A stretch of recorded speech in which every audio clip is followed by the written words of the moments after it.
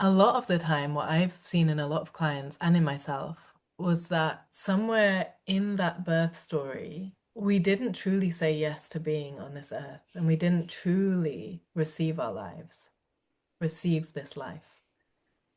And so, for anybody to start to really receive their life as they are now, I would invite them actually back to the moment of birth. Hey, friend, before we begin, I want to share this because it touched me deeply.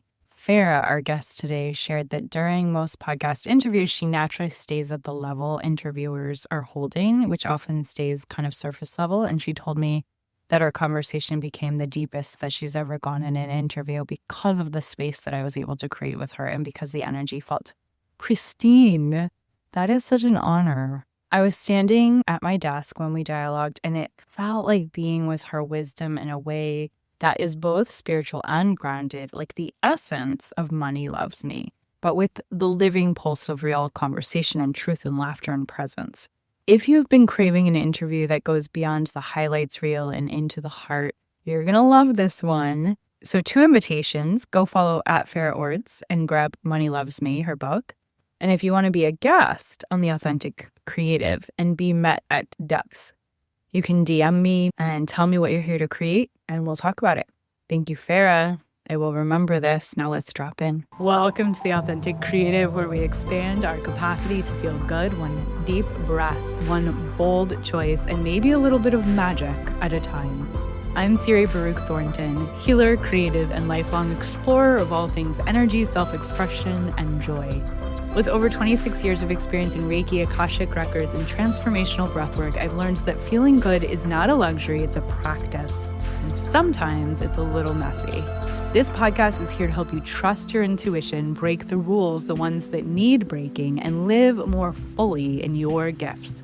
So give yourself a deep breath, get cozy, and let's dive in. To be here. Thank you for the invitation. I'm so happy for you to be here too. You're so welcome for the invitation. It feels very divinely planned and timed and orchestrated by spirit. I was introduced to you, Farah, by a woman that I'm friends with that comes onto my women's panels every month, and her name is Robin Cohen. It was like December 23rd, very recently, that she was doing this book, Money Loves Me by Farah Orths. Do you want to be my accountability partner? And I was like, a resounding yes, because not only was the subject perfect, but the timing was perfect. I wanted something to be devotional with and to have the accountability with, and it was just perfect. So I've been listening to your book in the car with my husband. He's loving it, really, really profoundly loving it. I've been listening in bed after breathwork this morning. I've been listening in the bathroom. I've been listening in the bathtub. It's such a meditation on not just money, but on how to receive love, how to be with spirit, how to be with God, how to be with universe, how to accept ourselves, how to allow ourselves to feel whole, allow ourselves to forgive what needs forgiving. It's spiritual embodiment work, and money is just one aspect of it. And I think money is the perfect gateway for us to get into all of the work of being human. So today's episode, it's right at the intersection of what I care about most: nervous system safety, embodiment, learning how to receive with an open heart.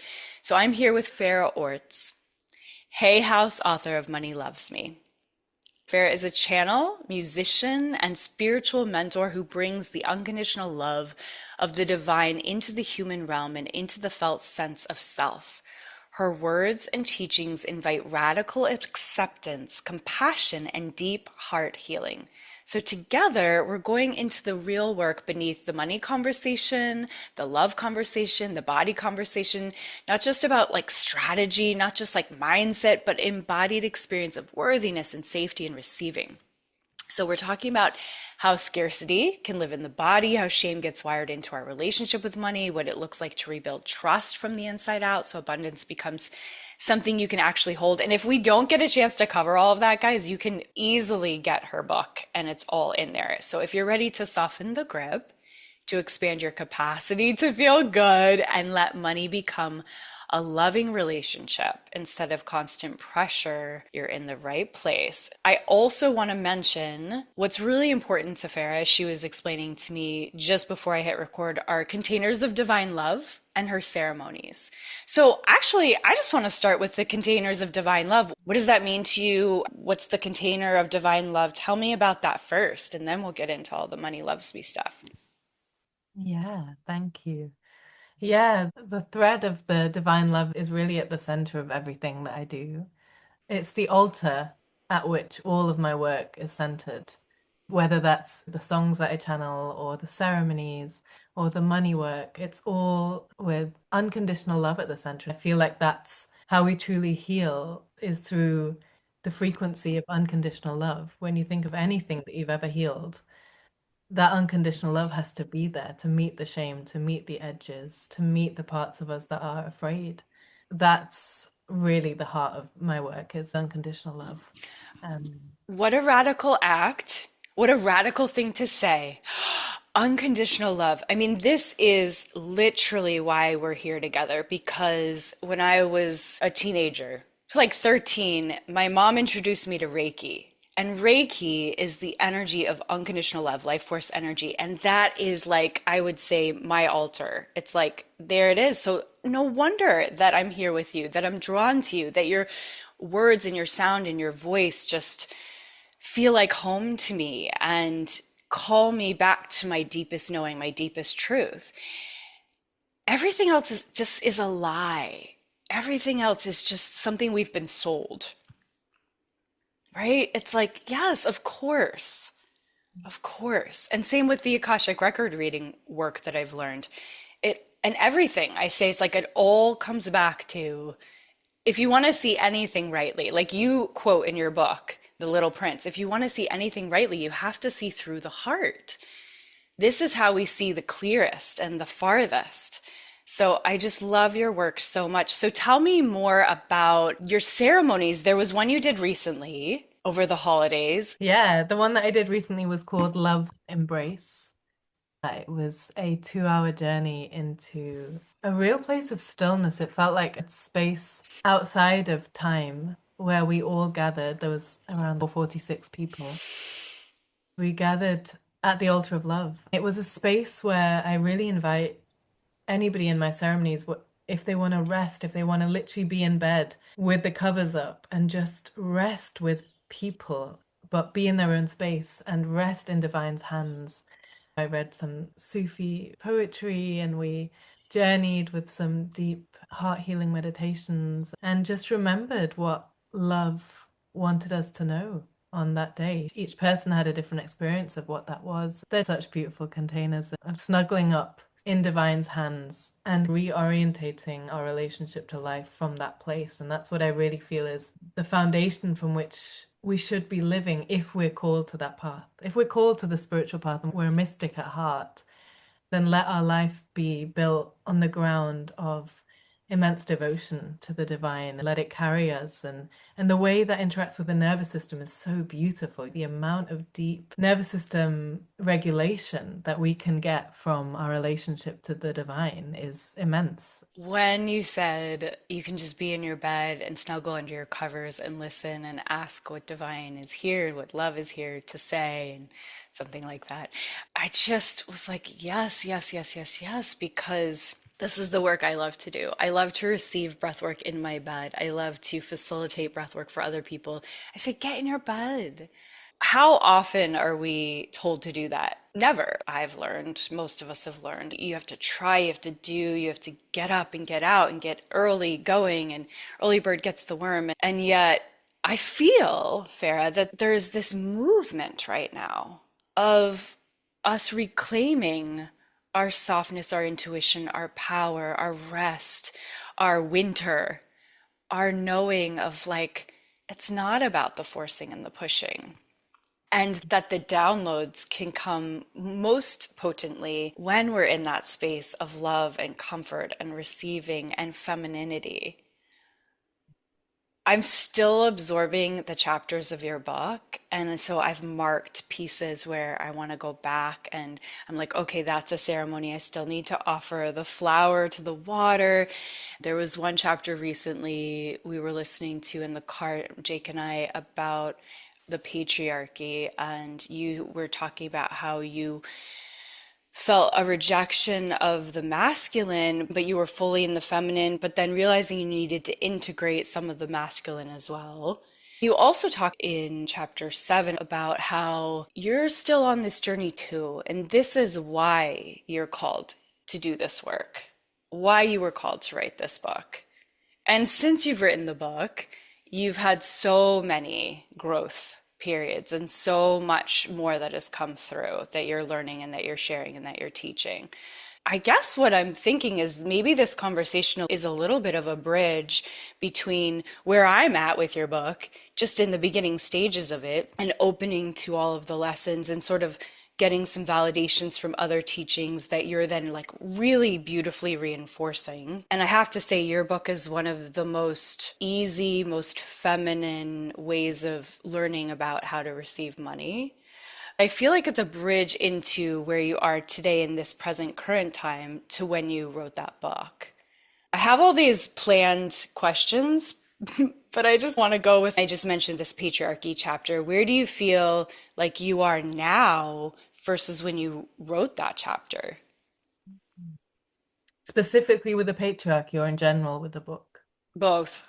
Oh, both. Okay. Yeah, I feel in general, since the book, I've lived many lives and it's been, I wrote the book during my Saturn return.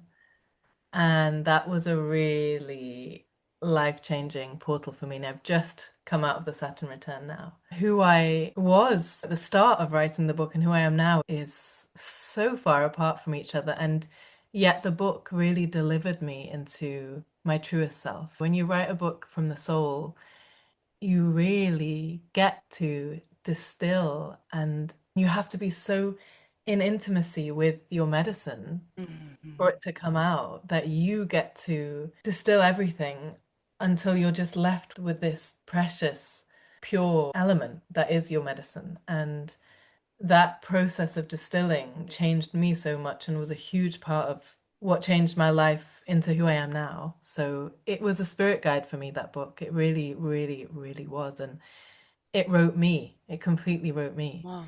The way the book came through as well was phenomenal. It literally wrote all the chapters out through me, as in the actual structure of the book. It wrote through all the chapters, all the names. It came through really early on when I was working with Hay House. And all I had to do was fill it in. There was actually nothing in that book that I wrote from my own will. It was truly like Spirit was just writing it, Yeah. every line. And it was the most easeful writing in that sense. Mm. It was really, really a powerful experience. So yeah, I guess who I am now because of the book is I actually get to be fully me. And I get to be this distilled version of me that I wouldn't have become without the book. In the last few months, I have experienced such profound heart openings that continue every day. It's just this really miraculous portal. I know that the book was a huge reason for why my heart was able to open so deeply because that book was written from absolutely pure love. There's nothing else in it.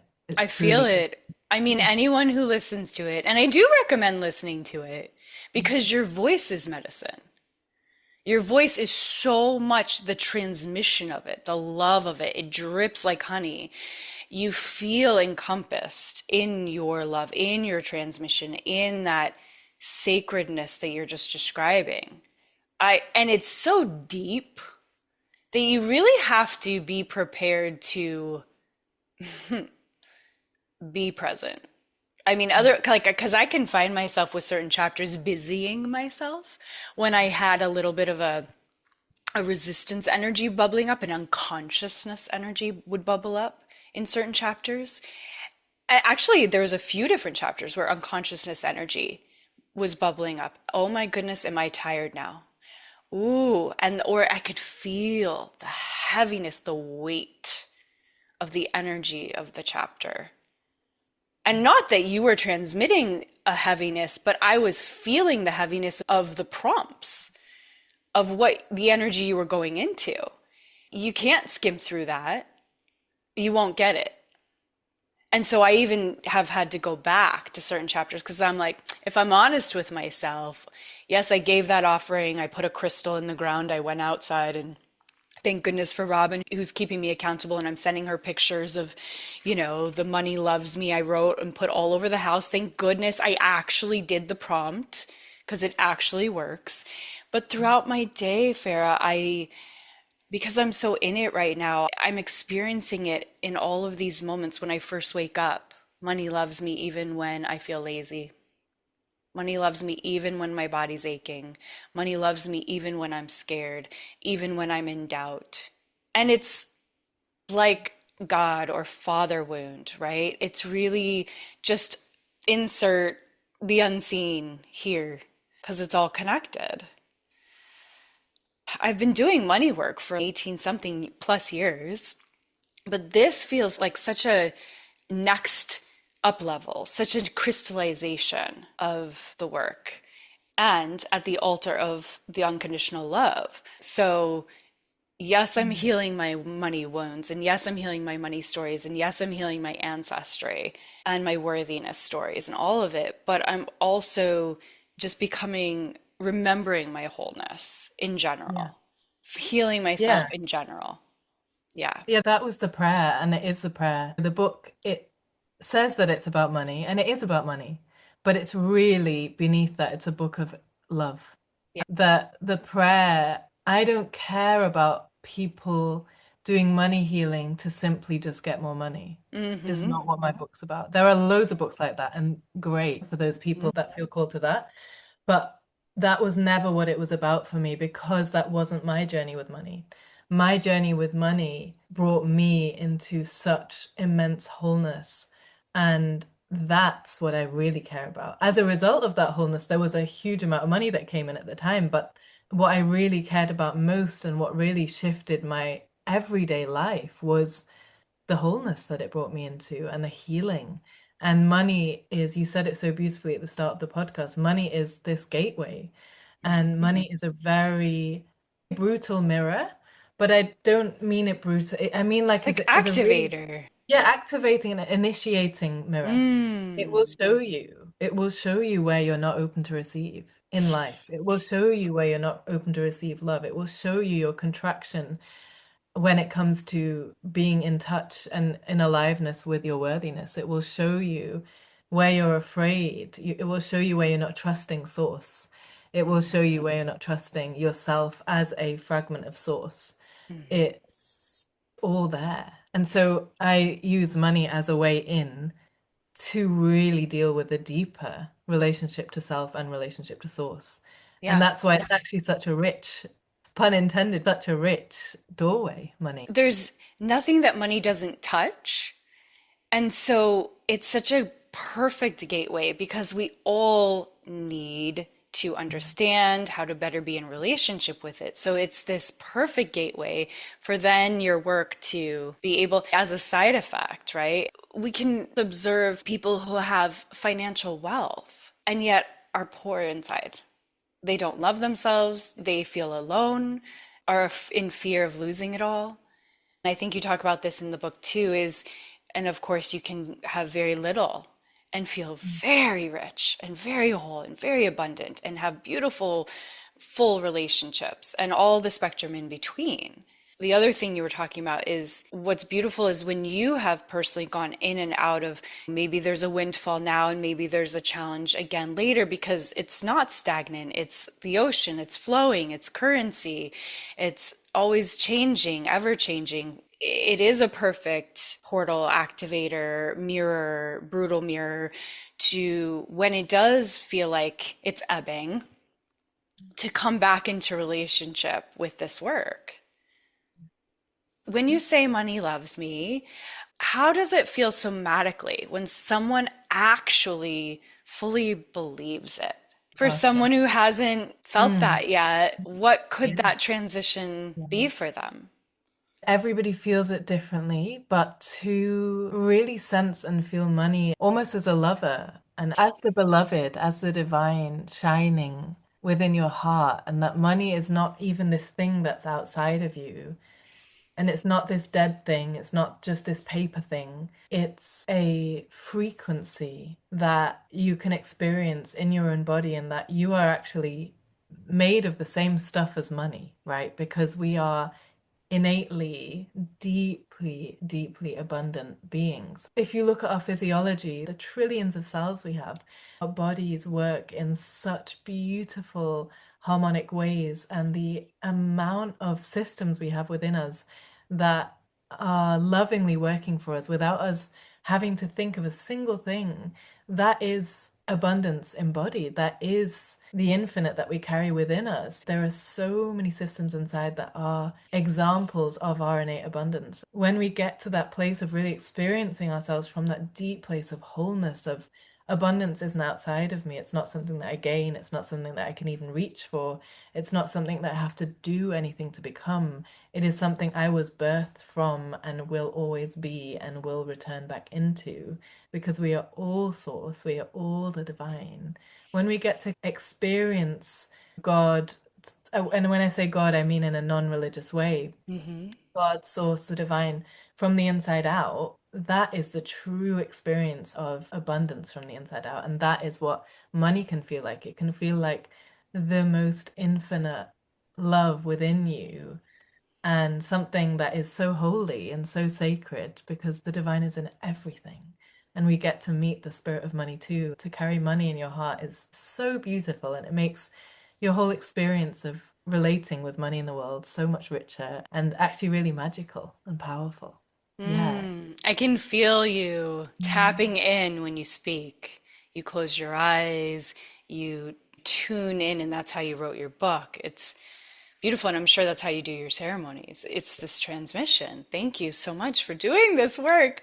It sounds like really removing anything that we've been taught that gives us a icky feeling, a separation feeling, it's out there feeling. All of these ways we've built relationship with money, it's really like melting and dissolving those and then coming into a new relationship of, oh, this is actually just the same thing as whatever feels the best in my body to me.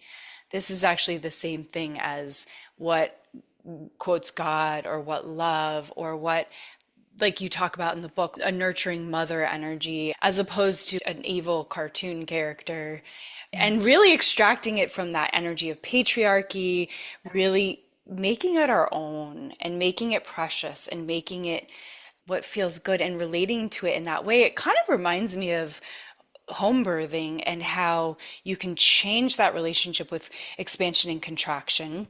When you have the contraction, you can change the relationship to it to a yes, as opposed to a fearful experience. It feels like that kind of a shift to me. Yeah. Okay. Wow. In my world here, we expand our capacity to feel good through breath and through presence and safety. And in your world, what is the nervous system shift that has to happen for receiving to feel safe? I imagine, because there's so many different exercises we can do for receiving to feel safe, I imagine it's different for a lot of people. Maybe there's one powerful way that you're using now. I feel called to go back to the concept. Learn to receive. We have to start to be in contact with all the things that are in the way of the natural receivership that is within us. The ability to receive it is within us. We are receiving actually all the time. Through Mm, every breath, every you're breath. receiving. Billions of things are happening in your body that you're receiving all the time. The nutrients are being taken from the food, you're receiving them. Your blood is being cleaned, you're receiving that. Your heart is pumping whatever around your body, you're receiving that. Air is being received into your body. We are constantly in receivership, but Mm, so much of it is unconscious. This is a really beautiful way I like to work with guiding people to open to receiving more, is to actually just become aware of all that they are already receiving naturally. mm, mm. So we bring the unconscious receiving into the conscious. And through that, it's such a delight to be alive. That is really the essence that I most love to live through. And I'm so glad we came to this point in the conversation because this is really the essence of my work and the way I practice. This is my practice is can I receive literally how simple can I strip it back to where I am right now? And what can I use with what's here in this very moment? And how can I truly open almost ecstatically to receiving what's here? So I can use concrete examples of right now I'm sitting on this chair. This has become a practice that happens in the background naturally, but at the beginning I would really consciously work with it. And I sometimes forget, right? We all do, a human. Hmm. So the chair right now, what I would guide you into is whatever you're sitting on, whatever you're being supported by right now physically, Hmm. can you receive that and really drink it in as if there is a deeply loving force in the fabric of the chair, the sofa, the ground, the earth, the bed, the car seat that you're in, as if it's woven from divine love and is here with loving hands that have chosen to find you in this exact moment and say, here, I've got you. I've got you. You can rest into me. And notice what happens to the body when you say yes to that support, when you say a conscious yes. I will drink you in. I will let my body soften into your hands. I will let my body soften into the hands of the divine that are literally woven into the chair, bed, sofa, ground beneath me right now. And feel that beautiful meeting and the delight in the chair beneath you, the ground beneath you that you said yes. So much of the time, we're holding ourselves up. We are unconsciously tight. We are not believing that there is anything holding us. And so our body becomes actually overburdened. It's that our body is not meant to be in this contraction, in this gripping. We are meant to be in relationship to the divine, so much so that our bodies are soft. We feel carried through life, and that we always have this hand on our back, this conscious, loving, beautiful hand that has got us at every moment. And so when we're feeling emotions, when we're going through something, we have that relationship to the room we're in, to the car we're in, to the chair, to the air that we're in. We have a relationship where divine love is everywhere. And we always have something to lean back into. We always have this knowing of how held we are. Yeah. I'm tearing up just, oh God. You bring me into a space that's very similar to breathwork, but also to a psilocybin mushroom journey, which is the experience of oneness, Yeah. the experience of wholeness, the experience of relief. And I could feel through your words, I could feel spiritually, mentally, emotionally, physically, everything drop in. And I can imagine that support, those hands at my back. That was one of the first experiences I had of Reiki was when I was doing level two is imagine all these little angel hands at your back. I I just and it is the ultimate abundance because that's what we think money is going to give us is the feeling you just gave us. And so if we can go there first, it's all gravy. Yeah. It's Yes. all it's If like Yeah, if we can return to our true identity of I am always cared for, I'm always supported.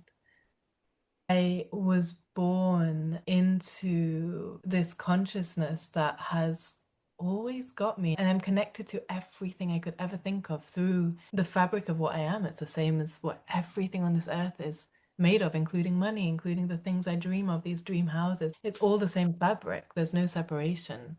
And yeah, that oneness is so important. It's everything. I also feel called to share, and I share about it in the yeah. book. It wasn't Yeah. at all always like this for me. Hmm. And that my connection to being held by life in this way has been a practice. And there were times in life when I was very fearful and very in separation, you know? Yeah, you Mm. had to. If you didn't have the contrast, this book wouldn't have happened. Yeah. There would be no pull. Yeah. And also because we can relate to you. Yeah. Yeah, the Yeah. human, so that's another thing that I feel is so needed in the spiritual community world. The sense of real owning and honoring of our humanness, that it's not a problem. It's not something in the way. Like the humanness isn't in the way. We get to work with it lovingly, not as something to bypass, not as something to push down, or not as something that isn't holy. It's holy.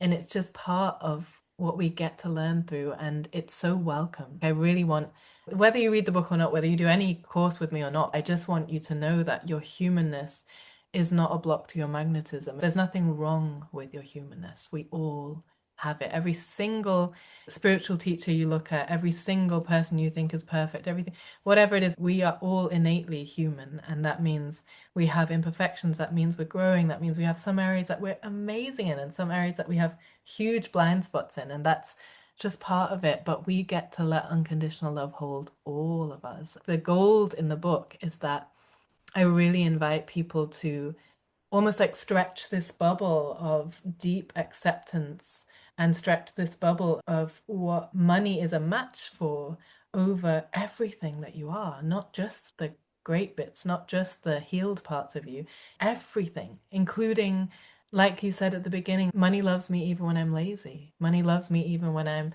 crying in my room, or money loves me even when I'm scared.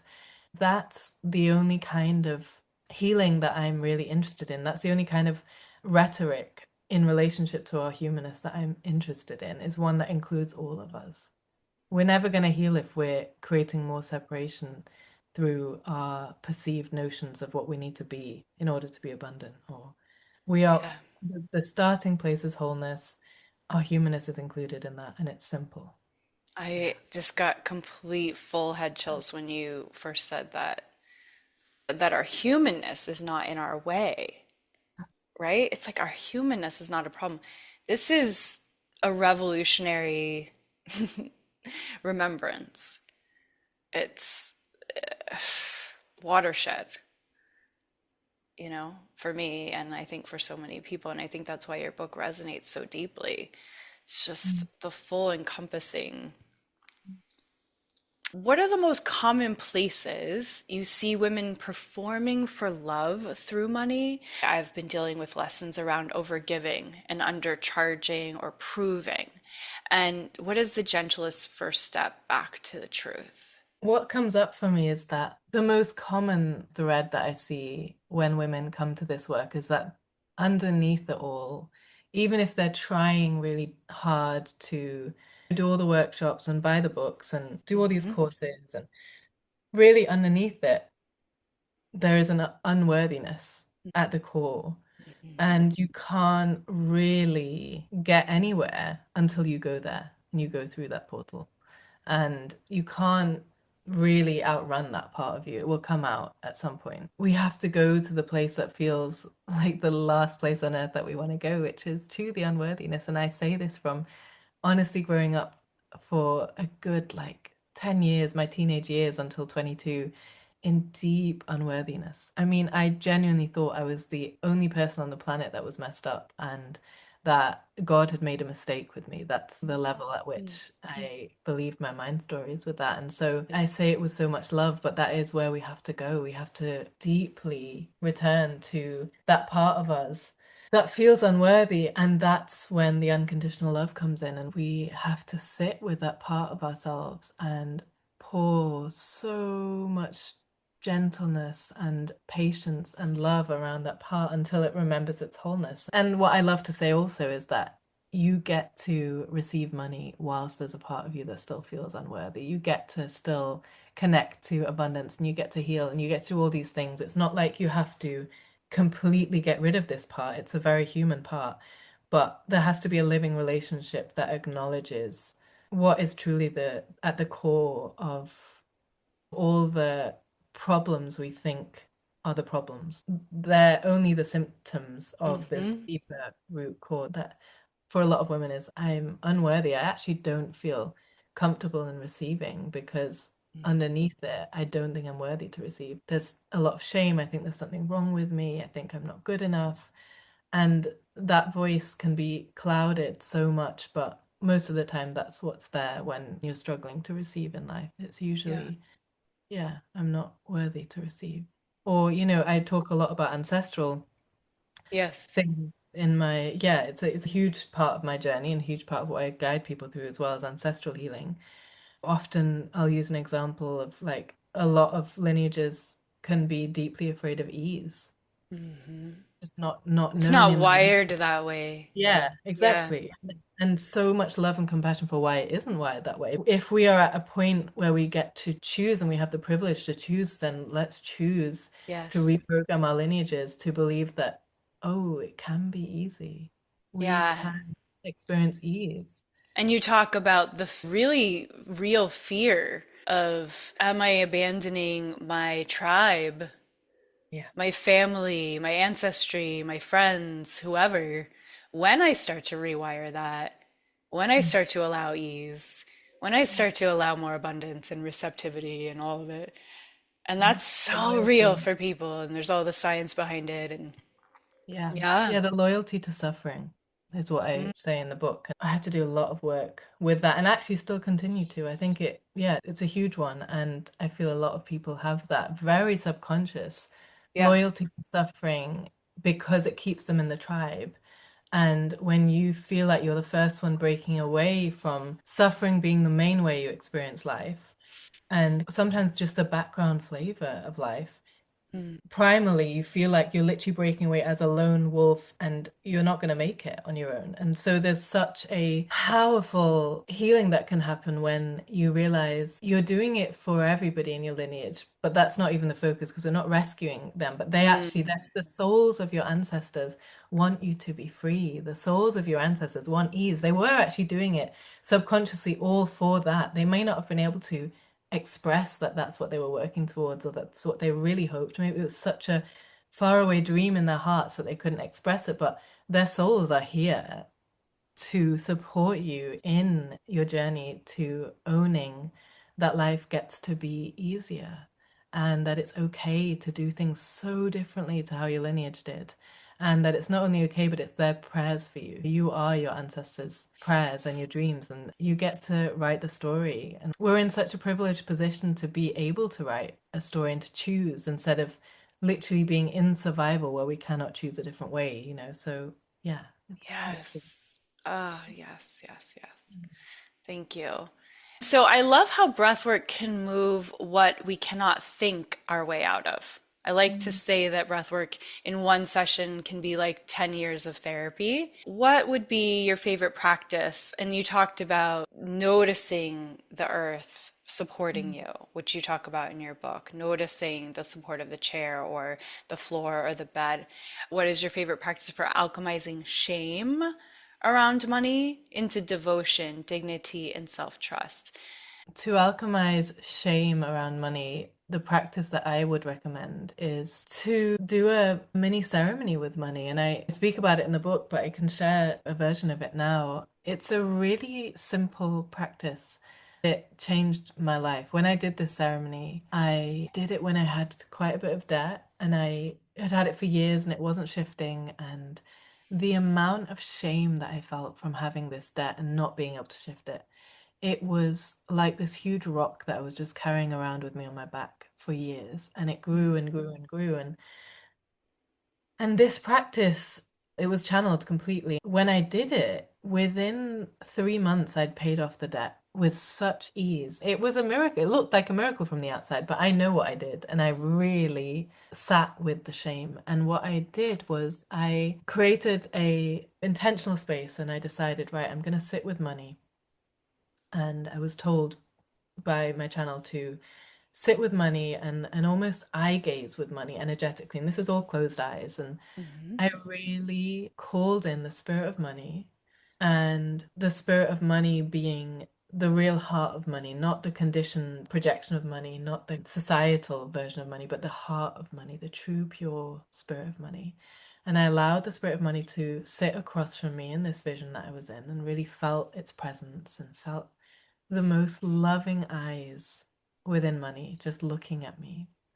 And I started to be extremely honest, like radically honest about how I felt about money. And I said all the stuff that I wanted to say. And you can actually write this down. If you don't want to say it out loud, you can write a letter to money and do it in this way.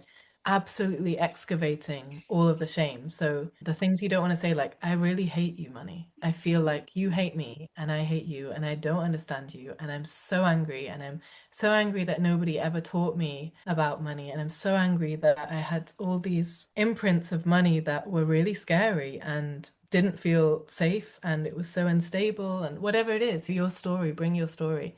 And now I feel like an adult, but I still feel like a child with money. And I just don't get it. And it makes me feel XYZ. And then speak about the debt. If you've got debt, whatever is causing you shame, or speak about how you're not able to save, whatever it is, it's all welcome. And that's really the message that I kept getting from money was whatever you say, whatever you feel towards me, I'm not going anywhere. I'm here with you.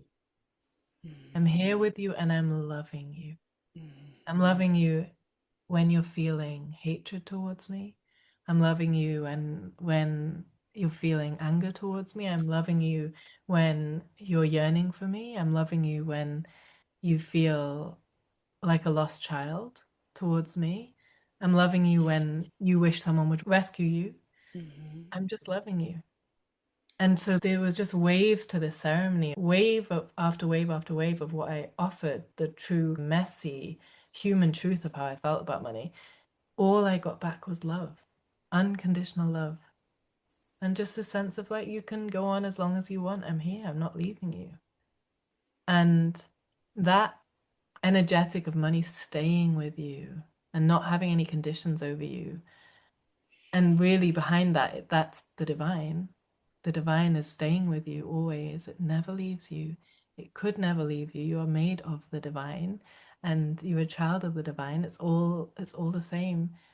That love never goes anywhere. And so if we can really even feel 1, 2% of that unconditional love coming from money towards us, the healing that happens is immense.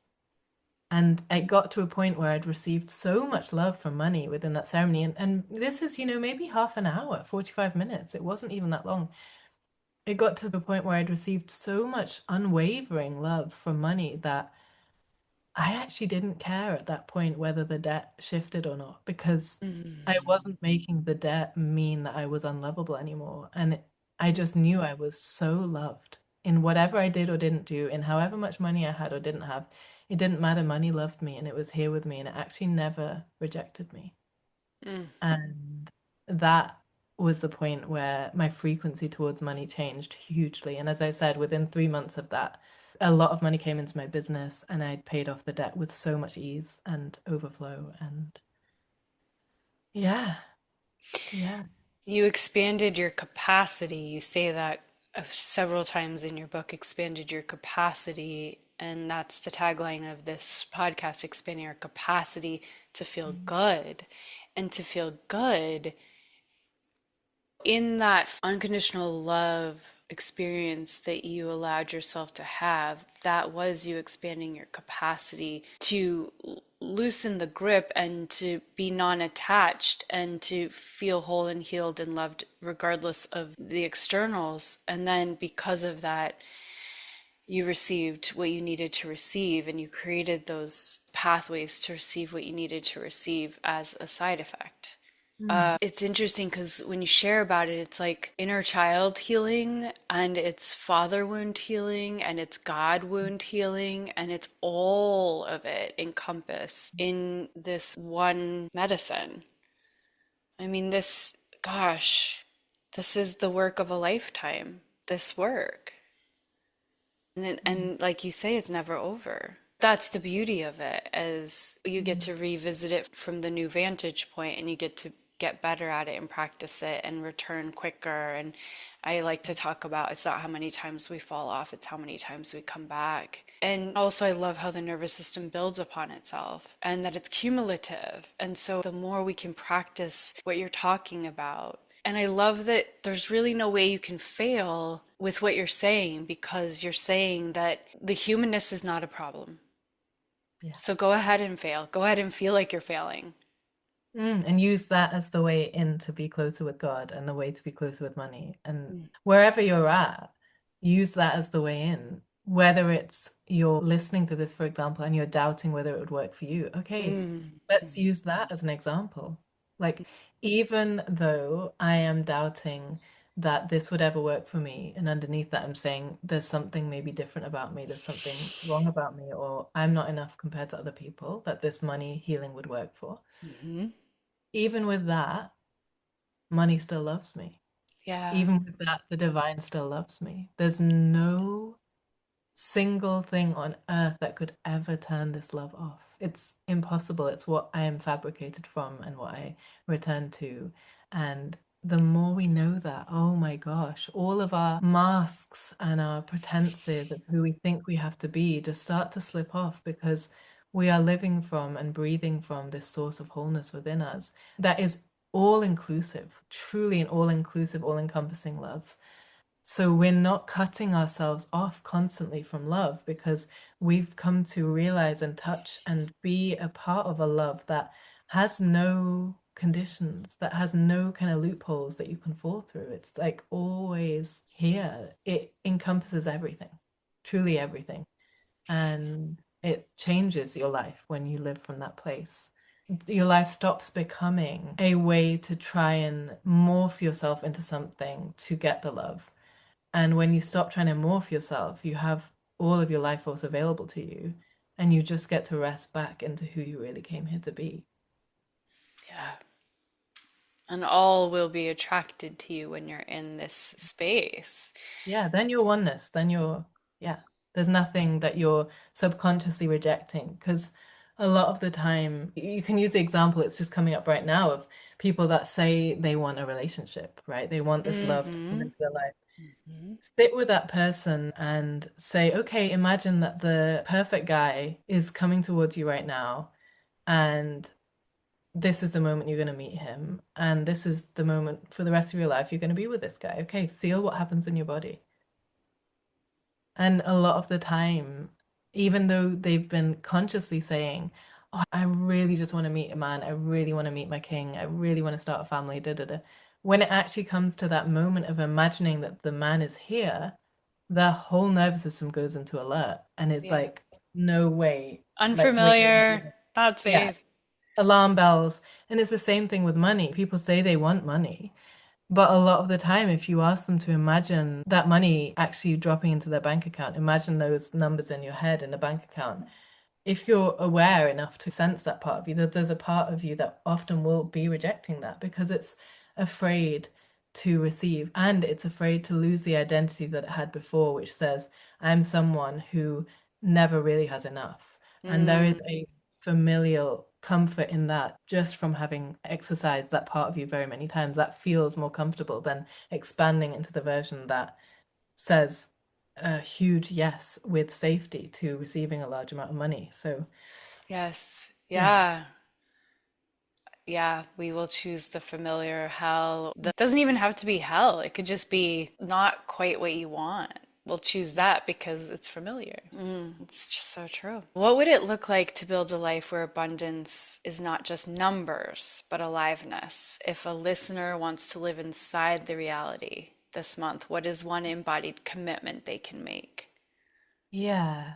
This is coming through, but I feel it can start like this. So, most of the time, we come into this earth through various birth stories, and a lot of the time, they're not really the most perfect entries into the world. And a lot of the time, what I've seen in a lot of clients and in myself was that somewhere in that birth story, we didn't truly say yes to being on this earth, and we didn't truly receive our lives, receive this life. And so, for anybody to start to really receive their life as they are now, I would invite them actually back to the moment of birth And whatever that looks like for you, you might get some visuals, you might just get a feeling, but know that you're going, like, intentionally travel back to that moment. And you can do this obviously in a little bit of a ceremonial space. So light a candle, let the spirit of the fire hold you in this. And the spirit of the fire, that can be a symbol for your life force. So it's a really beautiful thing to do. Go back to the beginning when you chose to come to this earth and you were given the gift of this life.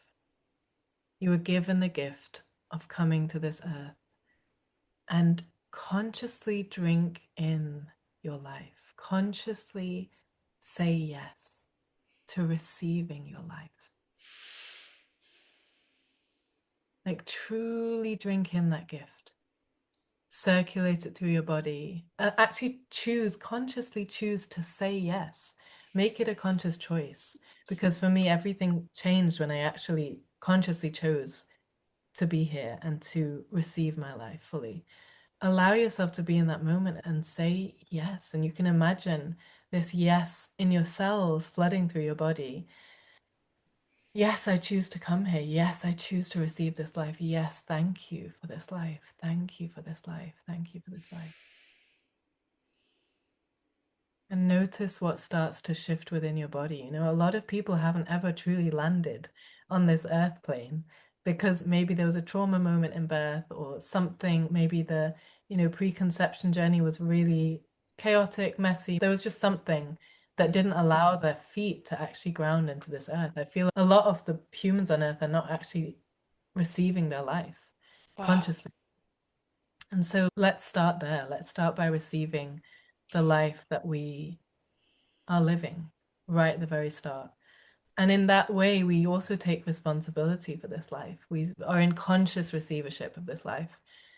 So that would be the place I would start. And after that, use wherever you are every single day, whether it's when you're in the car, receive the car holding you.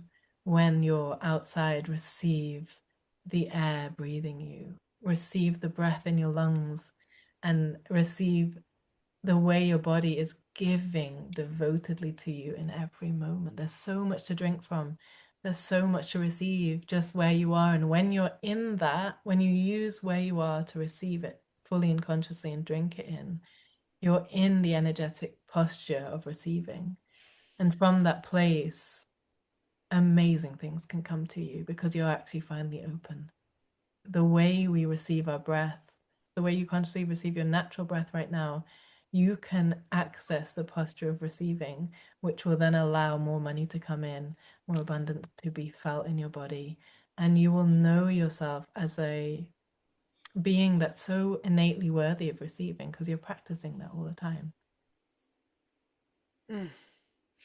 I thought I thought I was like too deep for people sometimes. And then I listen to you and I'm like, ooh, this is, she just takes me to the next level of depth in the ocean, right? And so it is a brutal gift in the sense that to really open to the words you share, to really open to the suggestions, the prompts, there is a level of depth of the sea that you have to be willing to drop into. Yeah. And when you drop into it with you, it's like, oh, Mm, yeah. okay, oh, Mm, that's healing, mm, right? Oh, yeah, because I almost want to, I'm sorry to say this, but I almost want to throw up. Like it's an mm, ayahuasca journey. I have not done ayahuasca yet, but it's mm, that type of like, ooh, to go. I mean, we do rebirth, as part of breathwork rebirthing. And people will say, oh, I feel like I finally can breathe. I feel like I'm finally alive. And you're like, just feel what's already happening. It's so deep and yet so subtle and yet so simple. So many things that are the yeah. most powerful, the most potent are the things that are the most simple, the most Yes. subtle. Yeah, there's a lot of softness. There's a lot of softness in my work. It's like on the outside when you're in a ceremony with me or one to one, they look like the softest invitations and they are. And I really believe softening is miraculous. And what it means to soften is to return to the vibration that really wants to move us and live us is an act of softening. And that softening can feel like the scariest thing on earth Mm. when it's the last thing that we're told to do. We're told to go in the opposite direction. So I understand that feeling of almost wanting to throw up. It's all the conditioning coming up that Yeah. is trying to keep you, quote unquote, safe. Yeah. And yet, what you realize when you truly soften beyond that conditioning is that you're safer than ever in God's arms. You're safer than ever in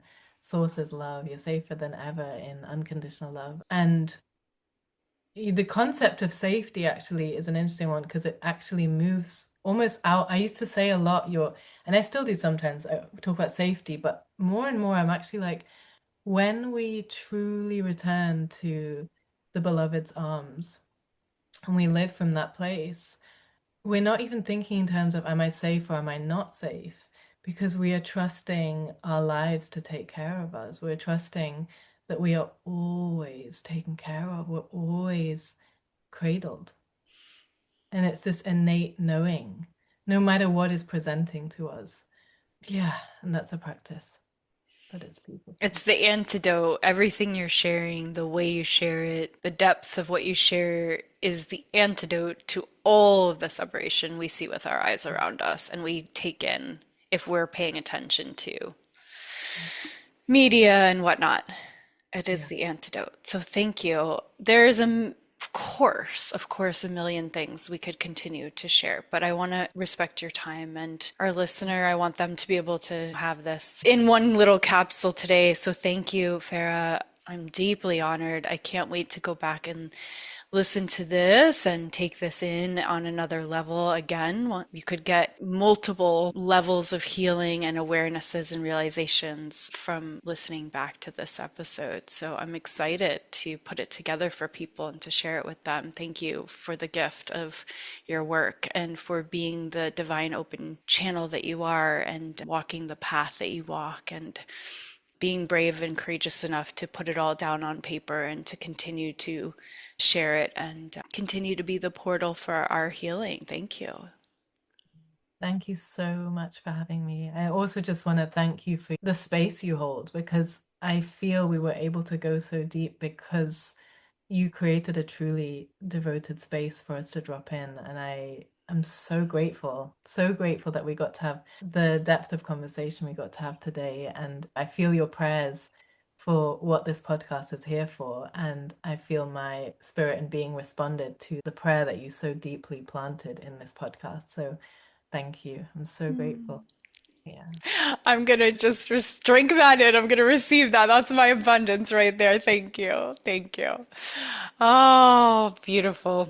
Beautiful, beautiful. Keep expanding your capacity to feel good, one breath at a time. Thank you so much. Loving you, and we'll see you next time. Thank you, friend, for being here. If something shifted in you, even subtly, let that matter. Let it count. Let it be a new beginning. And if you feel called, please share this episode with someone you love and leave a review for the podcast so the medicine can find the people it is meant for. If you're ready to be held more deeply in your own nervous system, in your own receiving, I would love to work with you. You can join me in a private 12-session breathwork Reiki journey or in person at my breathwork Reiki retreat on the Oregon coast in Rockaway Beach, May 3rd to the 6th. There are only 3 spots left. So links are in the show notes. And if today's conversation stirred something in you, here are a few ways we can go deeper together. So the Authentic Creative Podcast, where you are now, make sure that you're subscribed so you don't miss more conversations like this. And if you loved this one, share it with a friend who needs that. One-on-one work for private Reiki, breathwork, Akashic sessions where we can go right into your unique medicine. You can connect with me. Once again, thank you for being here, for listening, for expanding your capacity to feel good alongside me. I'm sending you love and I can't wait to connect again soon. Loving you.